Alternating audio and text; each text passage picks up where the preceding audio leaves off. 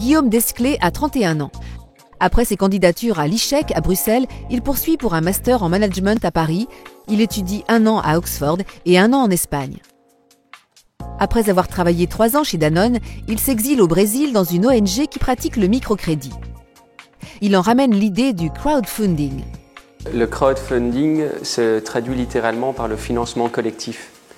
Ça permet à une quantité importante d'individus de rassembler leurs ressources et d'investir ou de financer ensemble un projet qu'ils aiment sur Internet. En septembre 2012, il crée My Micro Invest. En 1 an, le système a séduit 8000 épargnants et levé 1 600 000 € injectés dans des projets. Contribuer à construire l'économie de demain en s'appuyant sur la force collective des petits épargnants, c'est l'ambition de My Micro Invest, dont un des slogans est « Aucun de nous ne sait ce que nous savons ensemble ». C'est une alternative pour le particulier de placement et d'investissement.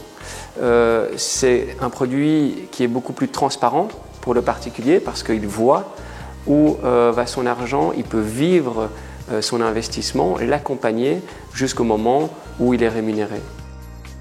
La participation au Grand Prix Wallon de l'entrepreneuriat devrait permettre à la petite société du Brabant Wallon de se faire connaître et de poursuivre son expansion au service de l'économie réelle.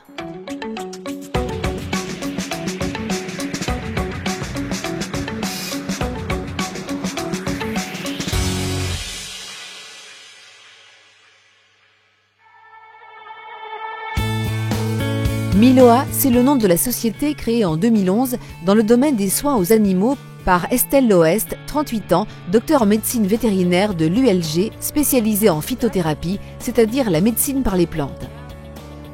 Estelle Loest met au point des formules d'huiles essentielles, de shampoings et de compléments alimentaires pour le bien-être des animaux domestiques.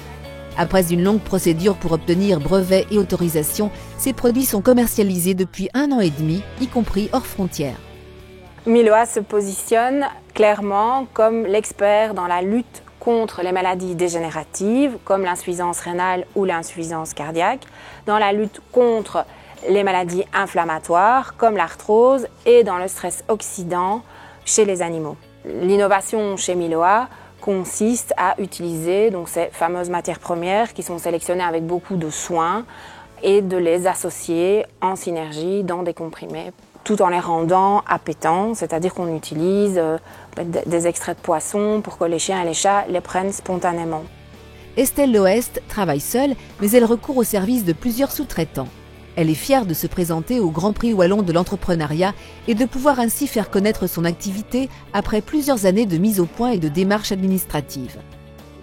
C'est aussi l'occasion de remercier les différentes structures qui ont cru en son projet et d'attirer l'attention sur la qualité et l'utilité de ces produits pour nos compagnons à 4 pattes.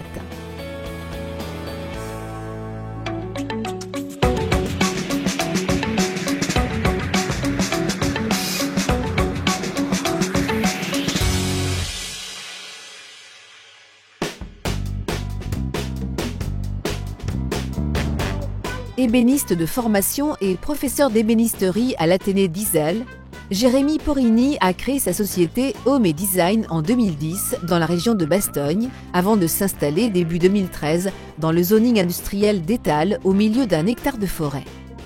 Il est évidemment actif dans la filière bois, mais dans sa société, il utilise principalement du sapin de Finlande et l'inoko, un arbre de la forêt congolaise.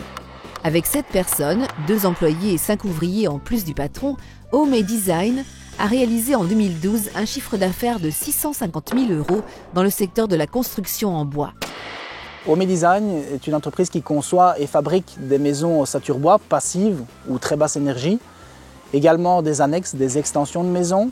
Et dernièrement, nous avons mis au point le Home Cube, qui est ici un petit volume de vie qui peut être annexé directement à une habitation ou alors déposé directement dans un jardin en pose libre.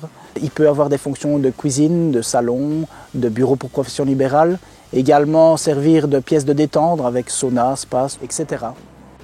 Les perspectives sont encourageantes pour Home & Design, qui vise essentiellement la clientèle frontalière belgo-luxembourgeoise. L'objectif est de passer de 2 à 4 équipes.